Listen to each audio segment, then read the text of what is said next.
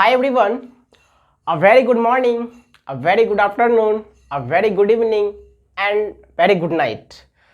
आप जब भी देख रहे हो इस वीडियो को, सबसे पहले वैसे बच्चे साइड हो जाए जो जेई और नीट के लिए प्रिपरेशन कर रहे हो। जैसा कि आपने थंबनेल में भी देखा होगा, अभी मैं बात कर रहा हूं Bihar engineering university end semester exams को लेकर, और इस लेक्चर में हम लोग बात करेंगे सर्वेइंग का। ध्यान रहे, यदि अभी तक आपने पढ़ना स्टार्ट नहीं किया है, कुछ भी नहीं पढ़ा है और एग्जाम्स जो है काफी नजदीक आ चुके हैं, इस मोमेंट पे हम लोग ऐसा क्या कर लें, किस टॉपिक को पढ़ लें ताकि हमारे एग्जाम्स अच्छे से निकल जाए, अच्छे सीजीपीए बन जाए। ये बहुत सारे इंजीनियर्स का सपना होता है कि एक अच्छा सीजीपीए मेंटेन करें, लेकिन इंजीनियर्स की गलतियां ये हो जाती है कि वो पूरे 6 महीने पढ़ेंगे नहीं, लास्ट के 10 दिन पढ़ेंगे। तो हाँ, ये इंजीनियर्स की फितरत होती है कि लास्ट के 10 दिन में पढ़ के वो अच्छा सीजीपीए स्कोर करते हैं, अच्छा सीजीपीए मेंटेन करते हैं। तो मैंने सोचा कि आप लोगों के लिए, जिन्होंने अभी तक स्टार्ट नहीं करा है अपना प्रिपरेशन, तो अभी से भी आपके पास सफिशिएंट टाइम है जिसमें आप अच्छा स्कोर कर सकते हो। तो आज हम लोग बात करेंगे सर्वेइंग का। ध्यान रहे, इस सीरीज में अभी अपन बात करने जा रहे हैं फोटोग्रामेट्री का, जिसको हम लोग फोटोमेट्री भी कहते हैं। इसके बाद जो भी वीडियो आएंगे, इस चैप्टर के बाद जो भी वीडियो आएंगे वो वन शॉट वीडियो आएंगे। डायरेक्टली अटैक होगा उस वन शॉट वीडियो में बिहार इंजीनियरिंग यूनिवर्सिटी के पीवाईक्यू को लेकर। उस चीज़ों को एनालाइज करके मैंने लेक्चर को डिज़ाइन करा है। सबसे पहले sorry for poor video quality, क्योंकि अभी थोड़ी लाइट चली गई है, इसलिए लेकिन वीडियो को शूट करना इंपॉर्टेंट है, इसलिए अपन कंटिन्यू कर रहे हैं इसको। कुछ देर के लिए हो सकता है कि आपको लाइट प्रॉपर विजिबिलिटी ना हो, लेकिन आप अगर आप ध्यान से देखोगे तो आपको सारी चीज़ें क्लियरली समझ में आएगा। तो आज हम लोग जो बात करने वाले हैं फोटोग्रामेट्री की, इसके बाद जो भी चैप्टर्स का वीडियो आएगा वो वन शॉट में आएगा। ये वाला चैप्टर पार्ट वाइज में हम लोग कवर करेंगे। इसमें जो भी इंपॉर्टेंट है, थियोरेटिकल पार्ट से जो भी इंपॉर्टेंट है, ध्यान रहे कि एग्जामिनेशन पॉइंट ऑफ व्यू से, end semester point of view से जो भी चीज़ें इंपॉर्टेंट है, मैं इस वीडियो सीरीज में केवल उसी चीज़ों का डिस्कशन करूंगा, ओके, ताकि आपको कम समय में ज़्यादा से ज़्यादा बेनिफिट दे पाऊँ, ओके।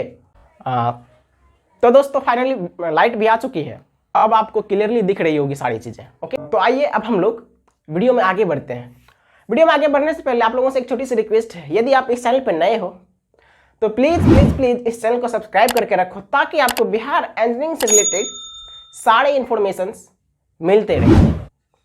तो आइए, अगर अपन बात करें फोटोग्रामेट्री की, भैया फोटोग्रामेट्री सर्वेइंग की जरूरत क्यों पड़ी? अपने पास इतने सारे सर्वेइंग के मेथड्स थे। चेन सर्वेइंग थे, कंपास सर्वेइंग थे, ट्रैवर्स सर्वेइंग थे, बहुत डिफरेंट टाइप के सर्वेइंग थे। तो फिर फोटोग्रामेट्री की जरूरत क्यों पड़ी?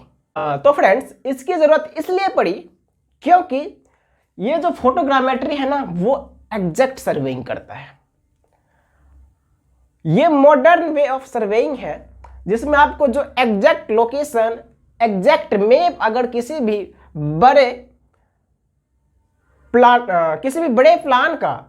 बड़े साइट का चाहिए एग्जैक्ट लोकेशन, एग्जैक्ट मैप, तो आपको फोटोग्रामेट्री की जरूरत पड़ती है। ध्यान रहे, ये लार्जर स्केल्स के लिए यूज होते हैं। जैसे मान लेते कहीं पे एक प्लॉट है 10 बाय 10 किलोमीटर स्क्वायर का, या फिर 100 बाय 100 किलोमीटर स्क्वायर का, तो उस केस में होता था क्या, थियोडोलाइट अपन काम नहीं करता था, उस केस में चेन सर्वेइंग काम नहीं करता था, उस केस में क्या होता, कंपास सर्वेइंग काम नहीं करता था। तो अपन क्या करेंगे, हम लोग क्या करेंगे, उसी थियोडोलाइट पे या तो कैमरा कोई सेट कर देंगे, ग्राउंड से लेंगे, या फिर कैमरे को किसी एक फास्ट मूविंग व्हीकल जो कि एयर में मूव कर पाए उस पर सेट कर देंगे, और उसका एक एग्जैक्ट स्नैप लेंगे, ताकि आपको क्लियर विजुलाइज हो, ताकि हम लोगों को क्लियर विजुलाइज हो कि इस प्लॉट का क्या, कहां पे, किस चीज का लोकेशन कहां पे है। इसलिए फोटोग्रामेट्री की जरूरत पड़ा। तो अपन मोटा मोटी बात कर लिए कि ये फोटोग्रामेट्री की जरूरत क्यों पड़ा। अब हम लोग बात कर रहे हैं थोड़ा सा फोटोग्रामेट्री होता है क्या।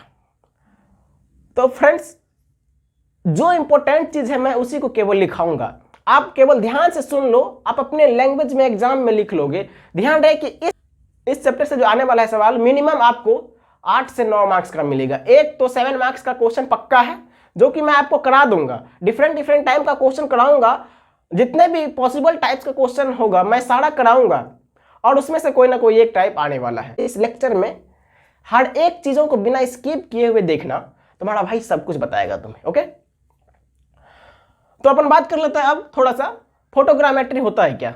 जैसा कि ये वर्ड जो है फोटोग्रामेट्री, ये चिल्ला चिल्ला कर खुद ही बोल रहा है कि मैं क्या हूं। कैसे? फोटोग्रामेट्री एक ब्रांच है सर्वेइंग का। फोटोग्रामेट्री क्या है? सर्वेइंग का एक ब्रांच है जिसमें जो सर्वेयर्स होते हैं वो क्या करते हैं, कैमरा को, अब फोटो लेने के लिए कोई ना कोई कैमरा चाहिए ना भाई, फोटो लेने के लिए क्या चाहिए? कोई ना कोई कैमरा चाहिए। कैमरा को या तो ग्राउंड पे रखते हैं, किसी एक थियोडोलाइट पे रख देते हैं, या फिर कैमरा को क्या करते हैं, किसी एक फास्ट मूविंग व्हीकल पे रख के, जैसे एयरक्राफ्ट हो गया, एरोप्लेन हो गया, एयरजेट हो गया, इन सब फास्ट मूविंग व्हीकल पे रख के एक स्नैप लेते हैं किसी एक बड़े प्लॉट का। तो ऐसा सर्वेइंग जिसमें अपन किसी एक फास्ट मूविंग व्हीकल का यूज करते हैं स्नैप लेने के लिए या फिर फोटो लेने के लिए, तो वैसे सर्वेइंग को अपन बोलते हैं फोटोग्रामेट्री, जिसको दूसरे वर्ड में हम लोग फोटोमेट्री भी कहते हैं। ओके, तो मोटा मोटी आपको समझ में आ गया होगा कि फोटोग्रामेट्री होता है क्या। अब यदि अपन इसके टाइप की बात करें तो टाइप जो है इसके, पहला टाइप है, अगर अपन टाइप की बात करें, टाइप में भी अपन डीप में जाएंगे लेकिन लिखाऊंगा कुछ भी नहीं, आप ध्यान से सुनते रहो, सारा चीज आपको कहानी की तरह सुनाते जाऊंगा। ओके, टाइप से यदि अपन बात करें फोटोग्रामेट्री का टाइप क्या होता है, तो पहला टाइप है फोटोग्रामेट्री का टेरेस्ट्रियल फोटोग्रामेट्री। और एक चीज, फोटोग्रामेट्री का है या फिर photographs, both are same thing, ये चीज ध्यान में रखना। दूसरा जो है वो है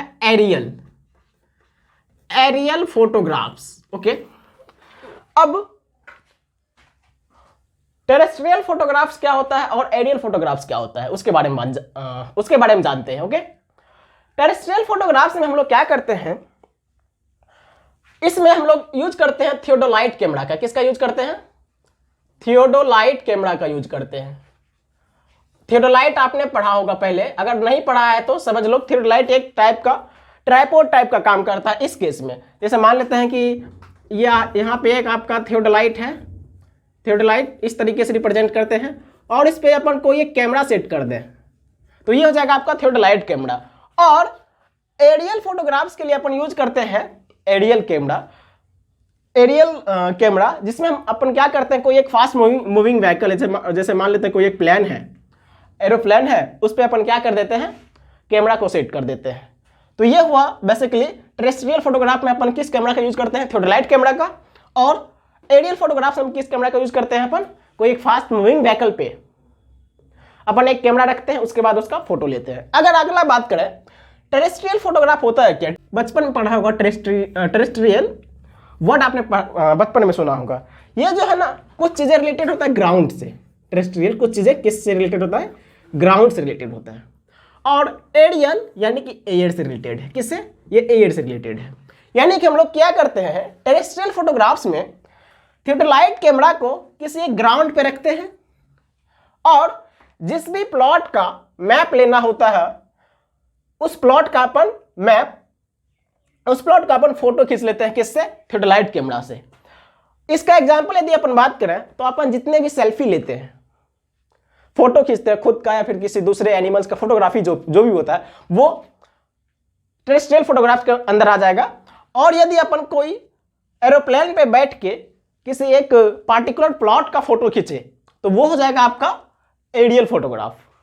इतना चीजें क्लियर हुआ कि एरियल फोटोग्राफ और टेरेस्ट्रियल फोटोग्राफ क्या होता है। अगर कोई पूछे what is the difference between aerial photograph and terrestrial photograph, तो अपन सिंपल बताएंगे क्या, टेरेस्ट्रियल फोटोग्राफ जो होता है वो ग्राउंड से लिया जाता है और एरियल फोटोग्राफ किसी एक फास्ट मूविंग व्हीकल जैसे एयरक्राफ्ट हो गया, एरोप्लेन पे कैमरा को सेट कर देते हैं, वहां से फोटो लेते हैं। अब बात आती है कि इन दोनों में मोर प्रिसाइज कौन होगा, इन दोनों में मोर प्रिसाइज जो है मैप कौन देगा, तो वो इन दोनों में मोर प्रिसाइज मैप देगा एरियल फोटोग्राफ्स। ओके, ये क्वेश्चन पूछा भी जाता है, ठीक है, 2 मार्कर्स में आ सकता है। अब एरियल फोटोग्राफ को जैसे मान लेते हैं कि अपने पास कोई एक ये एयरजेट है, एयरक्राफ्ट है, ठीक है, इस पे अपन कहें यहां पे मान लेते हैं कैमरा सेट कर दिया। अब ये तो मूव कर रहा होता है, ये क्या है, फास्ट, मतलब इसकी स्पीड हाई है, इस हाई स्पीड से ये मूव कर रही है, ठीक है।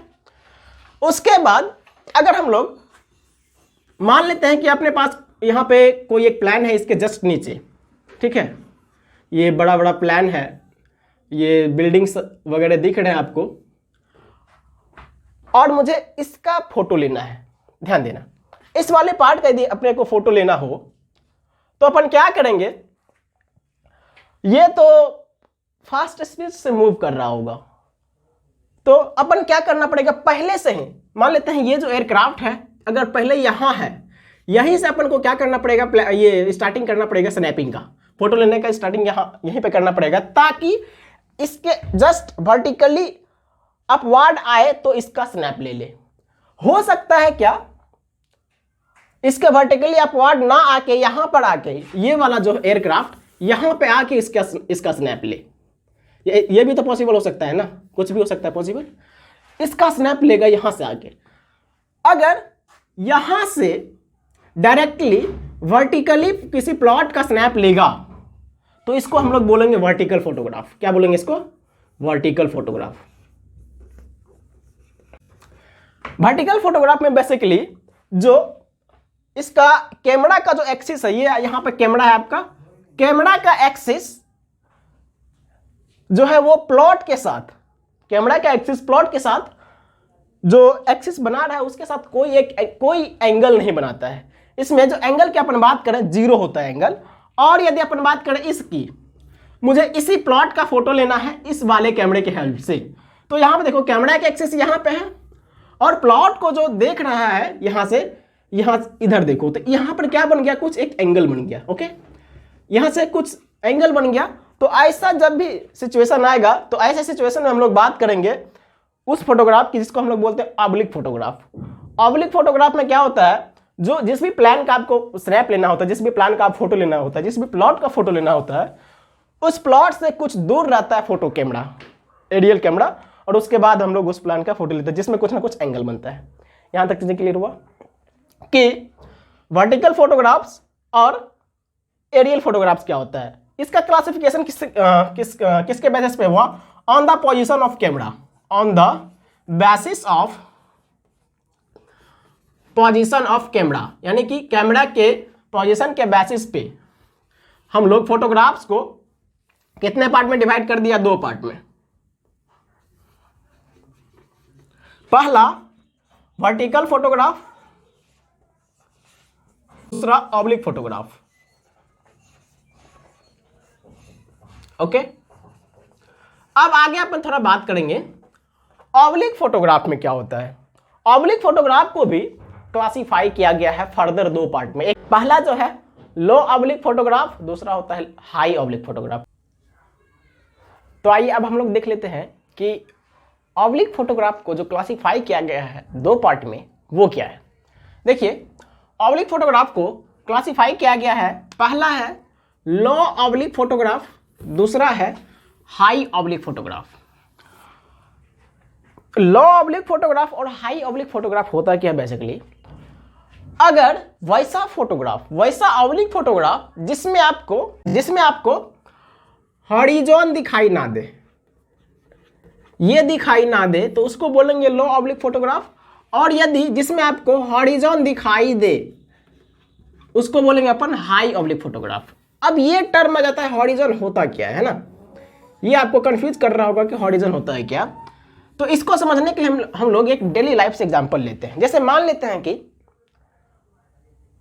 सनसेटिंग हो रहा है, सूर्यास्त हो रहा है मान लेते हैं, और आप किसी एक फील्ड में हो, वहां आप फोटो खिंचवा रहे हो, तो होता है क्या, आपका तो फोटो आ रहा है, उसके जस्ट बैकग्राउंड में आप देखोगे वो रेड रेड कलर, जो सन सेटिंग के टाइम में जो कलर्स आपको अपीयर्स होते हैं सन का, वो आपको बैक साइड में दिखेगा, एकदम एक लेयर बना के रहता है जो भी डिफरेंट कलर्स का होता है, वो उसको बोलते हैं हॉरिजॉन। यानी कि बात करें तो लो ऑब्लिक फोटोग्राफ में आपको हॉरिजॉन दिखाई नहीं देगा, लेकिन हाई ऑब्लिक फोटोग्राफ में आपको हॉरिजॉन दिखाई देगा। ठीक है, यहां तक जो था फोटोग्रामेट्री का इंट्रोडक्शन वाला पार्ट था। अब अपन बात करेंगे मेन जो इंपॉर्टेंट है, जिससे कि एग्जामिनेशंस में 7 मार्क्स के क्वेश्चन आएंगे आपके यूनिवर्सिटी एग्जाम में, वो है स्केल। स्केल को कैसे डिटरमाइन किया जाएगा, उस पर क्या सब न्यूमेरिकल हो सकते हैं, क्या सब पैरामीटर्स उसमें कंसिडर करना पड़ता है, तो उसके बारे में अपन बात करेंगे अपन नेक्स्ट पार्ट में। ओके, ये था बेसिक इंट्रोडक्शन। तो आप चैनल पे बने रहो। अब हम लोग मिलेंगे जस्ट अगले वीडियो में, तब तक के लिए ऑल द वेरी बेस्ट।